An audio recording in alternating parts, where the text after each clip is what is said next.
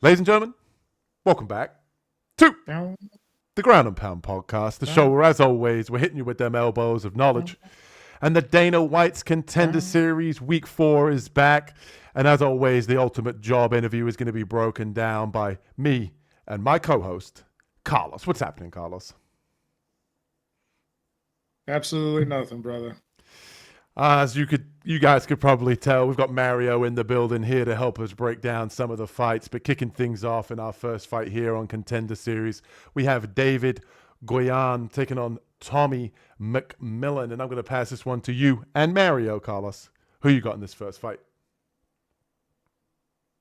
Um, okay, I should have paid attention to how you said that name. I'm going with David Magoyan, right? That's his last name. Okay.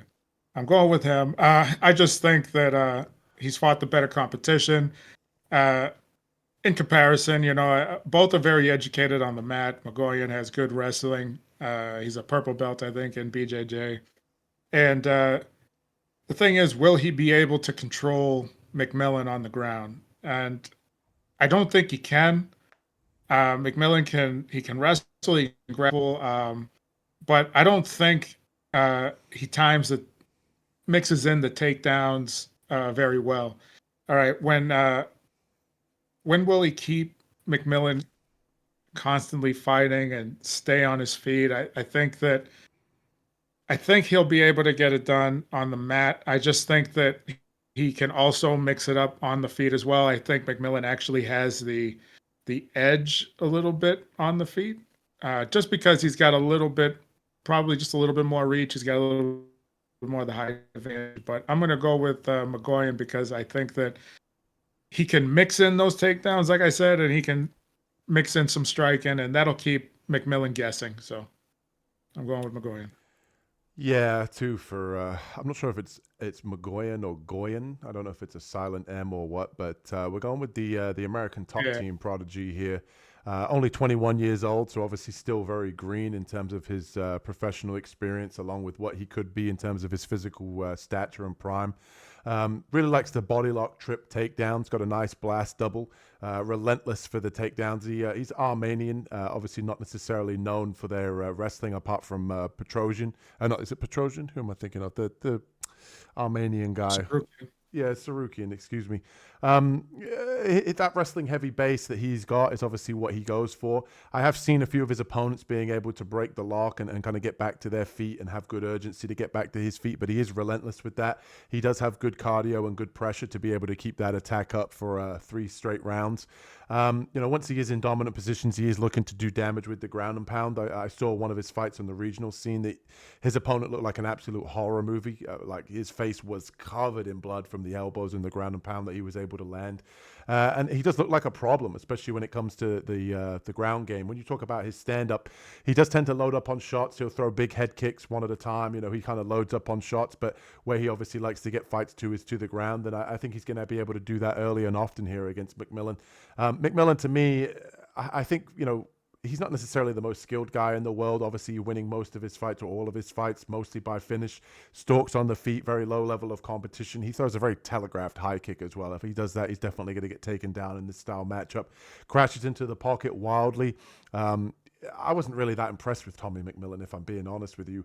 I think that one of the main factors in this fight is that he does seem very, very comfortable once the fight hits the ground, that he will play jiu-jitsu off of his back. And I do think that him loading up on shots is going to get him taken down. I think that's a recipe for disaster here against a guy like Goyan. Give me the Armenian slash kind of Russian style fighter here in the way that he fights. Heavy wrestling pressure here, gets it done. Probably ground and pounds. I'm going to say second or third round here for Goyan. And next up, we have Eduardo Enrique taking on Antoine Ho. And I'm going to pass this one to you, Carlos. Who you got in this one? Well, before I give the pick, Antoine Ho, he's actually been on here before. You think he has a little bit more, even though he did lose, he lost to, I think it was Lorna Kavanaugh, and you think that he has a lot of, experience, and he has fought a very good schedule. Now, he was supposed to fight a gentleman named Frank Silva. Didn't find a lot of video on him. and I had Antoine Ho picked for that one. But with this Eduardo Enrique, sorry, he um, he kind of loops his punches. Um, his style is a little hectic. Like he likes to get a lot of exchanges. He likes to force you to get into these exchanges, and he tends to capitalize a lot once you start getting into a firefight with him. Now, Ho is very technical. He has good technique, sharp punching, sharp kicks. Um, I've seen some of his ground game. He looks, same way he looks standing. He looks on the ground. Looks very competent, very comfortable. But I haven't seen much of Enrique's ground ability. But what I did see was he's a little bit more the aggressor on the feet. I feel, even though we don't have it up here, just by the video, it looks like he's going to have a little bit of reach advantage. But the one thing that's going to make me take Enrique is the fact that he brings a little bit more of that aggression. And I feel Antoine Ho is probably more technical everywhere. And I know this is probably a short notice replacement for Enrique, but I am going to take him because I feel he's going to come at him with a little bit of aggression, a little bit of tenacity. And the way that he throws punches and bunches, they're not pretty, but he finds a way to land at least one shot. And although Ho is somebody who I would take, because of the way they look. They look the part. They're very professional in how they throw and how they fight. I think just the pressure and the aggression of Enrique is probably going to overwhelm him. So I'm gonna go with Eduardo Enrique for this one. Yeah, I very much agree with your breakdown of this one. I think this one's. I actually think this is probably a tougher opponent for Ho in Enrique than what it was with Silva. But like Carlos said, Enrique, stepping in on short notice to replace Silva. He does have nice back takes from what I could see on film. Good level changes when opponents throw their power shots. He is very wild on the feet. And that's the telling factor here. And I think that's going to be the difference maker in this fight is that, as Carlos mentioned, a lot of looping shots, nothing straight down the pipe for Enrique. And that's either going to play dividends in terms of him landing some power shots against Ho, or it's going to get him caught because Ho is definitely the more dynamic, technical striker. And to me, when you're talking about aggression, I do think that Enrico's going to come out, be the aggressor here. And the short notice kind of has me a little bit worried. If he comes out aggressive, he might end up gassing due to that short notice with the weight cut. The moment of Dana White's Contender Series, wanting to win a contract, you never know. He might come out and gas out early in the first. He likes the jumping knees as well, and he does have a nice low kick from the outside. When you talk about Ho as well, snappy kicks, but out of the two, he really loves to throw the spinning wheel kick, especially to the head.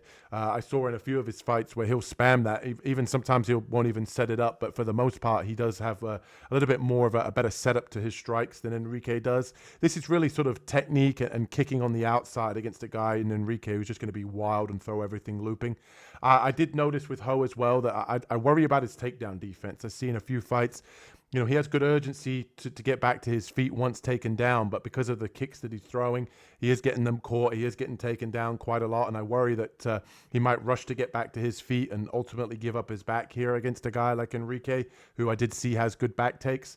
I think this one really just comes down to how the fight plays out in certain moments. If Enrique gets wild, he can obviously catch Ho. If Ho decides to throw a kick, a spinning kick, it gets it caught, he can get his back taken.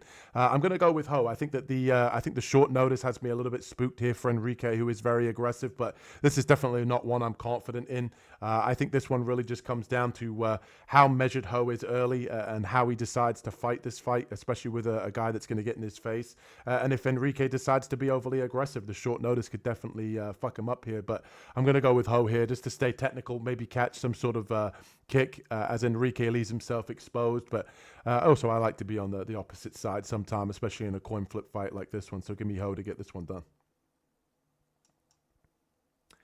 And next up, we have Samuel Silva taking on Medel Nalo. And I'm going to pass this one to you, Carlos. Who you got in this one?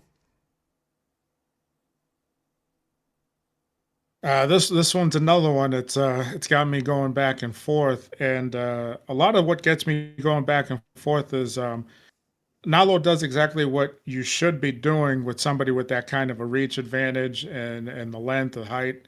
He he does come forward, but he keeps his distance even when he's coming forward, so it's perfect. That's what he's supposed to do. He will go back off. He will fight off his back foot, but he still keeps that distance as well. He does everything he can to keep that distance, and his ground game is very competent. Obviously, student of Faraz Zahabi, he's going to be like very educated at every part of the game.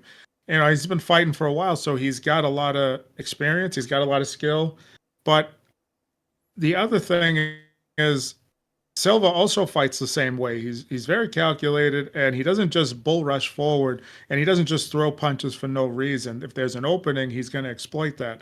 So to me, and even though the reach advantage goes to Nalo, it's not that big of an advantage where Silva's not going to be able to cut the distance clean and land some shots and get takedowns and whatever he'd like to do. I just feel that if this gets to the ground, Nalo's got it. But I do feel that on the feet, I think Silva's a little bit more dangerous of a matchup on the feet for Nalo. But I'm going to take Nalo in this because I feel that he's going to, he knows how to diffuse exactly what Silva wants to do on the feet. He's going to use that distance that he keeps and that range, and I think he's going to find success with that and get the decision. So I'm going to go with Nalo in this one. Yeah, two for Nalo here. When you talk about Silva, obviously training over with Bruno Ferreira and Brenderson Ribeiro, obviously two UFC level guys that he's training with. Whether you think Ribeiro is good or not, at the end of the day, he's still UFC up until this point. He does mix in his strikes very well. And the thing I notice about Silva, especially when you watch him on tape, is I think he likes to be the bully. He likes to get in guys' face. He likes to throw knees in the clinch. He loves to be able to just press forward and kind of throw in combination. He will go to the body. And he kind of just takes what his opponents gives. He's very measured in his strikes, not necessarily got a ton of speed.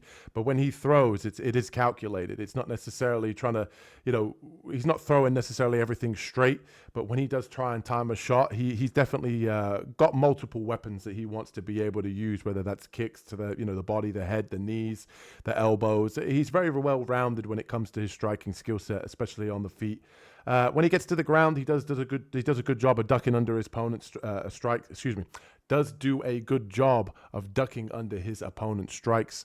And I've not necessarily seen too much of his ground game. It's been mostly just him being the hammer in most of his fights, pressing forward and being the aggressor. But I think that, to me, the reason Nalo's going to get this one done is I think the speed advantage here is going to be very noticeable. I think that speed advantage is going to help him just get to the target that little bit quicker than what I've seen with Silva. When I see Silva strike, his opponent will also, kind of land on him, whereas I think Nalo is very much bouncing in and out of the pocket, very light on his feet. Nice 1-2 straight down the pipe. We've seen with him as well that he can blast the low calf kick as well, and I think that will definitely hinder Silva's movement as a guy that's a little bit more flat-footed. And I've seen with Nalo, obviously him training over at TriStar, he is very well-rounded with Faraz Zahabi. As Carlos mentioned, he can wrestle, he can beat you up in the clinch. And I just think that speed matters in this fight. I think Nalo's definitely got the speed. Like Carlos said, he's got the reach advantage as well. So give me Nalo here to get this one done on the feet. I think we might see a nice knockout in this one too. And next up, we have Theo Hage taking on Cezary Oleksiejczuk. I'm going to pass this one to you, Carlos. Who you got in this one? Did say Hague, right? Yeah, All right. Hage, So, right? okay, just making sure. So, yes, Hague striking, I don't really find to be too impressive. It's pretty much non-existent, but he is a nightmare on the ground, and he's got all of his finishes, I think, by rear naked choke. I'm not sure. So he finds a way to get to his opponent's back, and he's very slick about it. What's very interesting about it is when his opponents start getting a little over aggressive, he just drops a level and goes for a double leg. Now, he doesn't power right through it, but he always at that level he's getting that takedown. I don't know if it's the opponent. Do they have the ability to stop it? Are they more on the lower level of grappling than he is? But I don't know if he's going to be able to do that to Olin Jashuk. And the thing is, if he can keep this fight standing, Hague's going to be in a lot of trouble. My whole thing is I don't even know if he can, how his takedown defense is. I've seen Olin Jashuk actually stop some decent wrestlers from taking him down. I've actually seen him get back up in the video. But obviously, Haig has been able to dominate his opponents while he's down there. So what I'm going to do is I'm going to go with Olin Jacek in this because I think he's been fighting the better competition, and I think at least two of his matches that he's had, he's fought against some decent wrestlers. Haig's wrestling doesn't look very impressive, although he's able to get the takedowns. I don't know the level of opponent if they'd be able to stop it or not. But with Olin Jacek, he's been fighting some pretty legit wrestlers. Um, I'm going to go with Olin Jacek. I think he can stuff these takedowns and he can keep it on the feet, and he's going to open up Haig with the striking, and I think he's going to get it done. So I'm going with Cesare in this one. Yeah, striker versus grappler in this one for sure. Give me Oleg Zaychuk here. 18 fights of experience as well. Obviously, we got to touch upon that. You know, some of the fights that you see in that 15 wins of come against like modified rules. He's done like bare knuckle MMA. The guy's done some like boxing, but in an MMA cage. Where there'll just be like multiple knockdowns and stuff like that. It's some modified rule skill sets there, but the guy's mostly a striker. I haven't seen too much in the way of grappling. He does do a good job of snatching up necks. I saw in one of his fights he did have a nice Darce choke, so looks competent on the ground. Haven't seen too much in the way of wrestling and takedown defense, which definitely worries me here against a guy like Haig. But when it comes to the striking, Oleg Seychuk is definitely levels above. You see, he has a nice 1-2, switches stances, likes to fight out of southpaw, blasts, kicks. And I think this really just comes down to can he find the chin of Haig? If Haig comes in here and mixes up the wrestling, like Carlos said, I wouldn't be surprised if he can get him down and find the submission. All 6 of his wins have come via submission.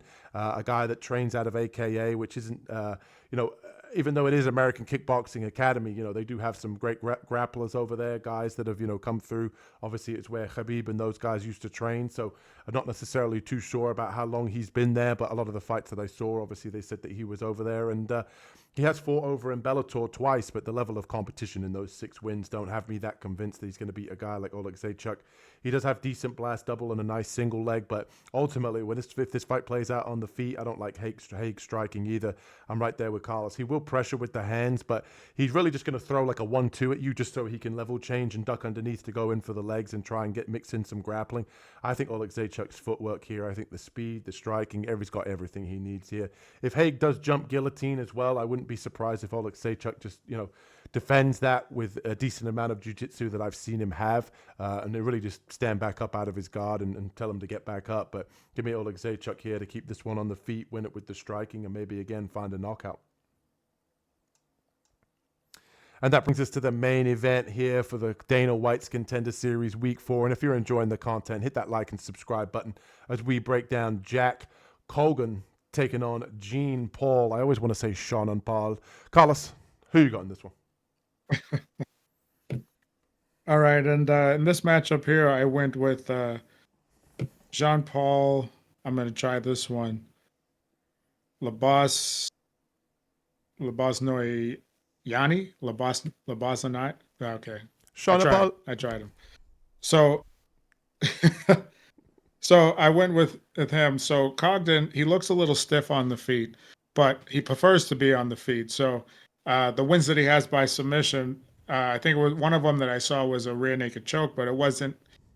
I mean, he did pretty much what Fluffy did to Roman Dolidze. He grabbed the neck, stood up, and just squeezed, and he got the choke, the tap on that.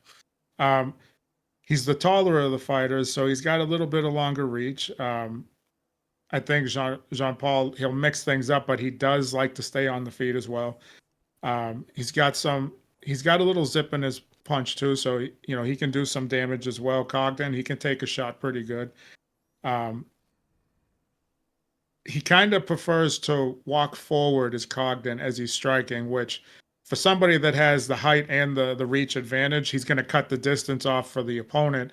And Paul likes to throw a little overhand. It's a short overhand. He doesn't wing it over the top, and he does throw a nice straight. So I think that's something that Cogden's got to be aware of. Keep a high guard. Probably get his move his head out of the way. A little side to side slip wouldn't hurt.